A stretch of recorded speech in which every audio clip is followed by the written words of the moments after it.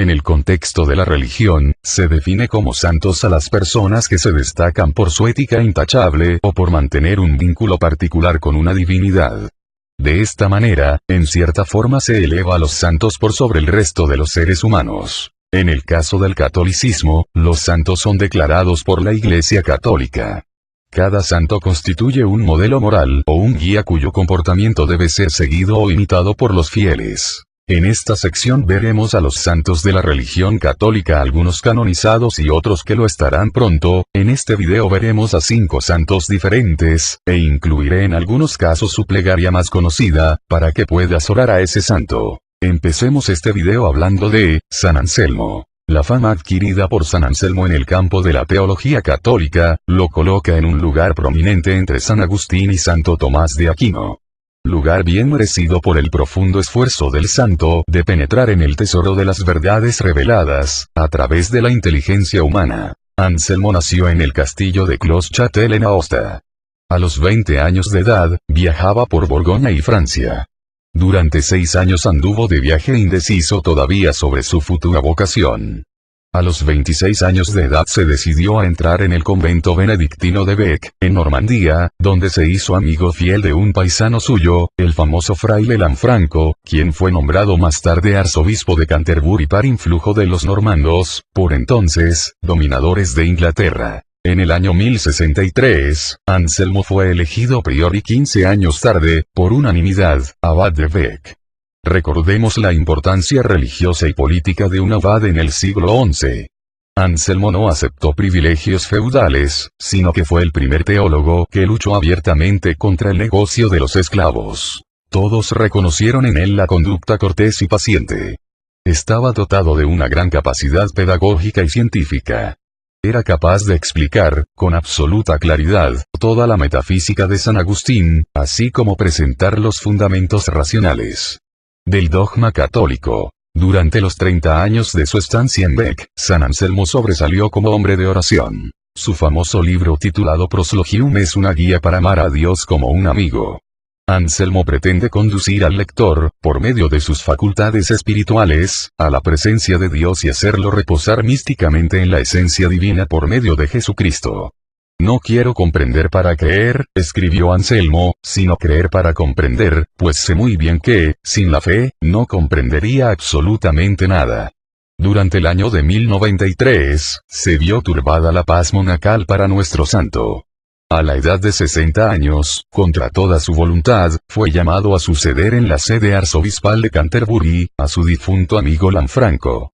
Siendo un hombre eminentemente pacífico, se vio obligado a luchar en pro de la Iglesia Católica, contra los mismos reyes de Inglaterra, Guillermo II y Enrique, y despóticamente, estos reyes, pretendían apoderarse de los bienes eclesiásticos, decidir el nombramiento de los obispos y atacar la autoridad del Papa Urbano II. Como consecuencia de su férrea postura, fue desterrado de su sede arzobispal en 2 ocasiones. Es conveniente hacer resaltar una de las previsiones geniales de San Anselmo en su pensamiento teológico.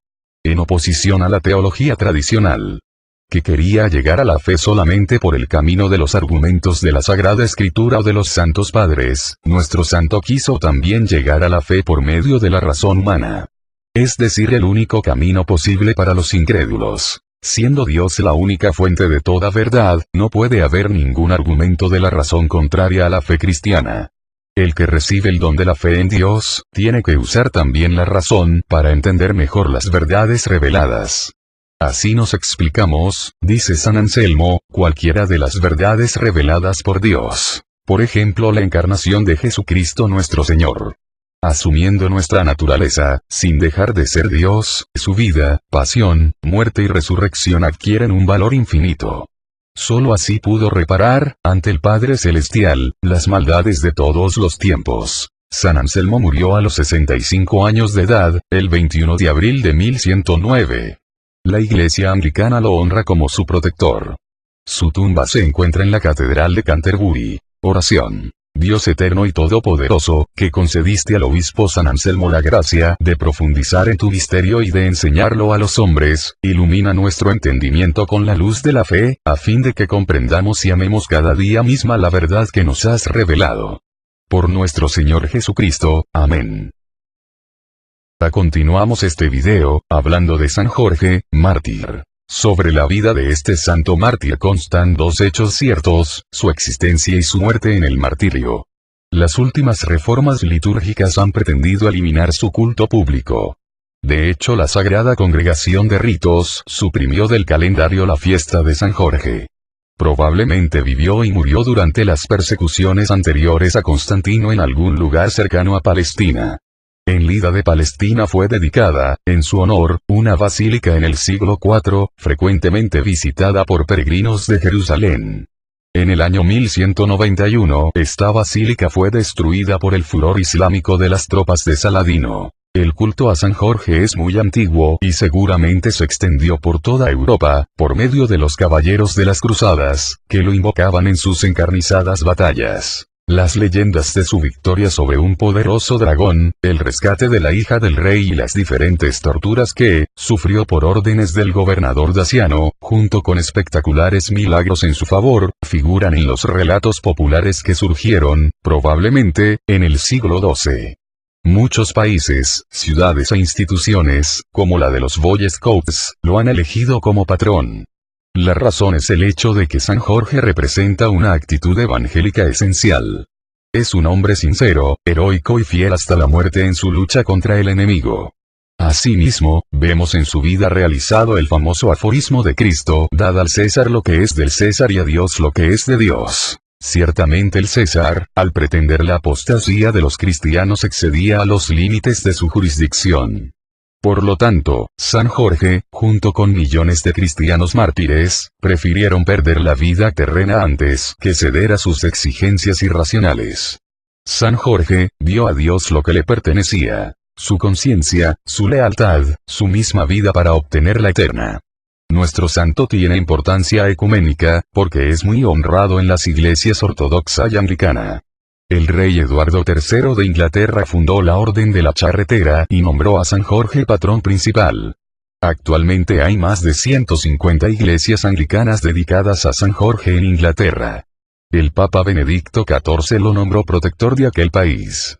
Su intercesión puede, ciertamente, obtener que el pueblo inglés se vea libre de la exagerada injerencia del Estado en los asuntos de Dios y de la Iglesia. Véase la vida de Santo Tomás Moro, el 22 de junio.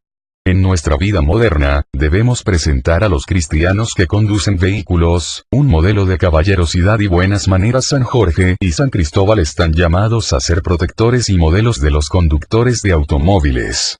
Qué útil sería, en nuestros días, suplicar a estos santos un mayor espíritu de responsabilidad, un mayor cuidado de las vidas humanas y sobre todo, el vencimiento del dragón del alcoholismo, la vanidad e irresponsabilidad, vicios que continuamente están ensangrentando nuestras calles y carreteras. Oración. Señor, tú que concediste a San Jorge el don de fortaleza para seguir a Cristo hasta el martirio, compadécete de nosotros y, por sus méritos e intercesión, ven en ayuda de nuestra debilidad. Por nuestro Señor Jesucristo. Amén. Vamos a la mitad del video, y ahora hablaré de San Fidel de Sigmaringa, presbítero y mártir. En Sigmaringa, al sur de Alemania, nació Marcos Roy de familia noble. Su padre era entonces, alcalde de la ciudad. Educado por los monjes benedictinos, el santo recibió una cultura elevada que se complementó con los estudios académicos en las universidades de 4 países diferentes. El año de 1603 Marcos se doctoró en Derecho Civil y Eclesiástico. San Fidel de Sigmaringa. Las perspectivas en la carrera de Derecho eran muy halagüeñas. Sin embargo, pronto advirtió cómo la corrupción había llegado hasta transformar lo más sagrado de la justicia humana en una clara injusticia. Desilusionado por ese ambiente, buscó sus ideales de honradez y autenticidad en la vida religiosa, por medio de los consejos evangélicos, y solicitó ser admitido entre los frailes capuchinos, los que apenas habían iniciado su apostolado en la Alemania invadida por el protestantismo. Los frailes lo aceptaron y, por sus elevados estudios, le concedieron la ordenación sacerdotal, dispensándolo, naturalmente, de los cursos normales. Marcos Roy hizo sus votos solemnes en la fiesta de San Francisco de 1613 y recibió el nombre de Padre Fidelis. Su fortuna fue destinada a los estudiantes pobres. Del mundo corrompido de la riqueza, se convirtió en pobre hermano de San Francisco. empezó a predicar nuestro santo, junto al lago de Constanza. Era la zona donde los estragos de la guerra de 30 años habían dejado la moral y la religión por los suelos. En la población habían surgido muchos prejuicios contra la vida monástica. Llevar en ese ambiente en público, el hábito de fraile capuchino exigía un valor extraordinario. La predicación y el ejemplo del joven misionero causaron gran admiración en el pueblo que todavía conservaba un rescoldo de tradición católica.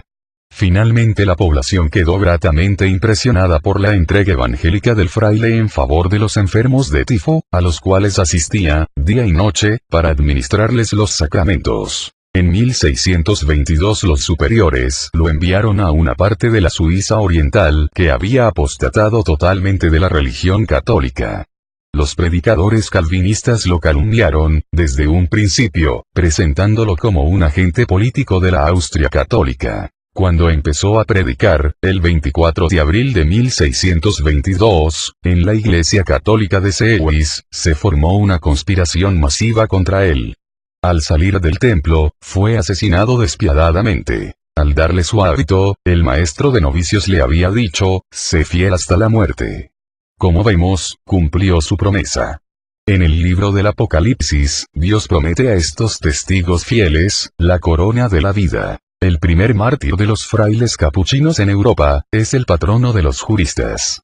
Sus restos mortales descansan en la Catedral de Chur, en Suiza. Oración. Señor, tú que premiaste con la gloria del martirio el amor con que San Fidel se entregó a la predicación del Evangelio, concédenos, por su intercesión, un amor semejante para entregarnos al cumplimiento de tu voluntad y poder merecer con él el premio de la resurrección.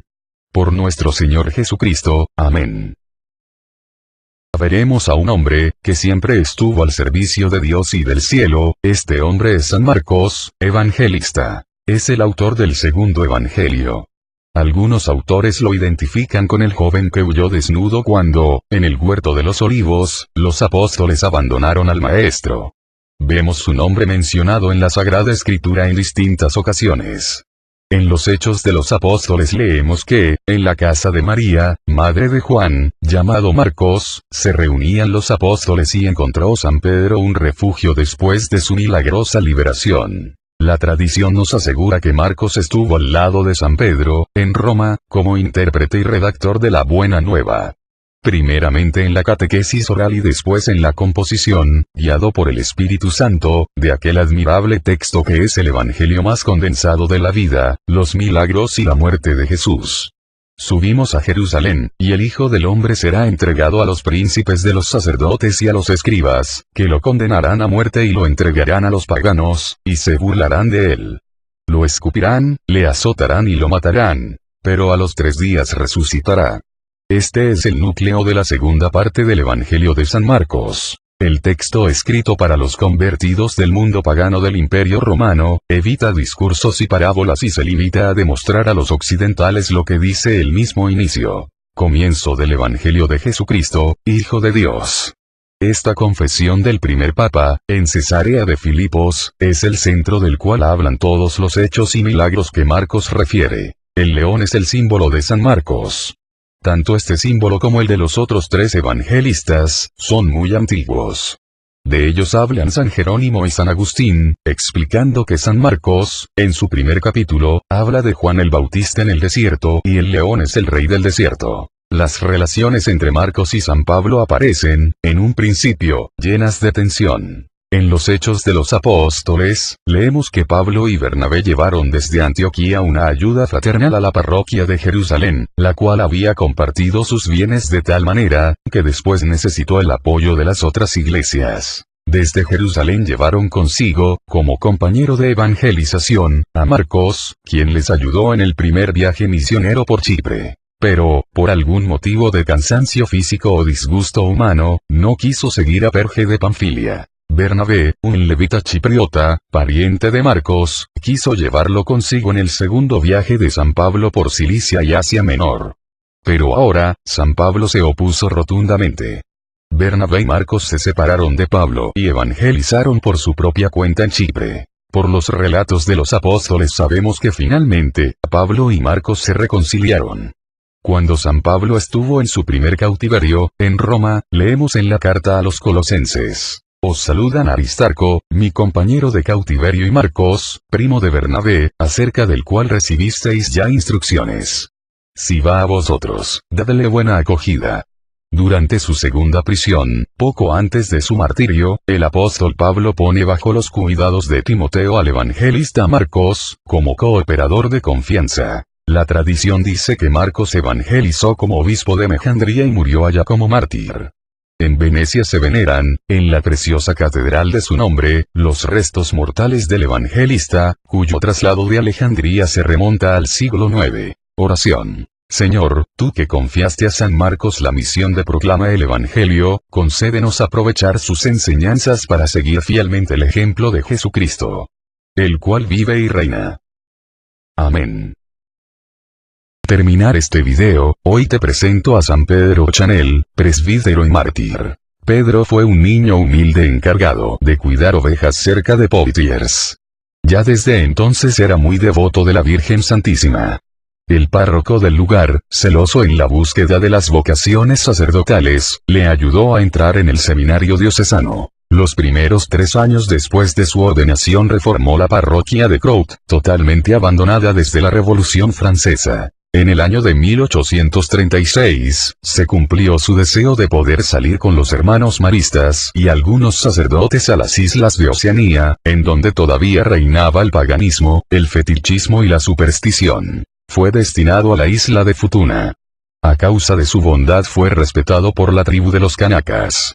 Sin embargo, su evangelización pareció quedar sin éxito. Había muchas dificultades para comunicarse con los nativos. La influencia de los hechiceros sobre el jefe de la tribu, llamado Niuliqui, era decisiva. En una carta, el padre Pedro escribía: 20 bautismos, 4 de adultos y los demás de niños en peligro de muerte, es toda la cosecha que pude recoger en 18 meses de trabajo apostólico. Al poco tiempo, empezaron las amenazas contra los primeros catecúmenos, entre los cuales se encontraba el hijo del mismo jefe de la tribu. Este advirtió enseguida al padre Chanel la inminencia y gravedad del peligro. Tendría que retirarse para que no lo mataran. Sin embargo, el valiente misionero no quiso abandonar a sus queridos catecúmenos, todos jóvenes, en la proximidad del bautismo. Unos fanáticos asaltaron, el 28 de abril de 1841, su humilde casita. Lo hirieron de gravedad. Todavía escucharon sus últimas palabras pronunciadas en su propio dialecto. El misionero aceptaba libremente la muerte y la ofrecía a Dios por los suyos. Sus enemigos, satánicamente enfurecidos, le destrozaron la cabeza. El ejército francés, desde Tahití, quiso emprender una acción militar como represalia. Las autoridades eclesiásticas se opusieron y precisamente por este noble gesto se venció para siempre el paganismo en la isla de Futuna. 2 años después del martirio del padre Chanel, el administrador apostólico, el obispo Pompayer, pudo acercarse a la isla y bautizar a más de 100 indígenas.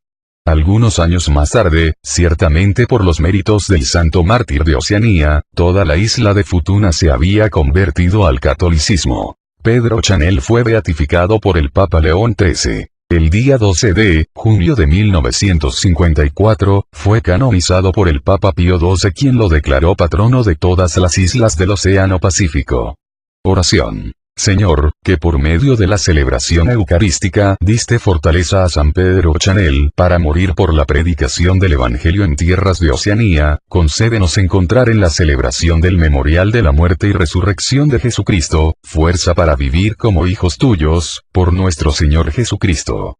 Amén. Bueno amigos, esto es todo por este video. Comenten de qué santo quisieran saber más, compartan este video con tus amigos y familia para que estén todos más enterados sobre las obras y milagros de estos fabulosos santos. Yo me despido no sin antes desearles el mejor de los días, que Dios esté con ustedes, los cuide y los proteja de todo mal. Adiós.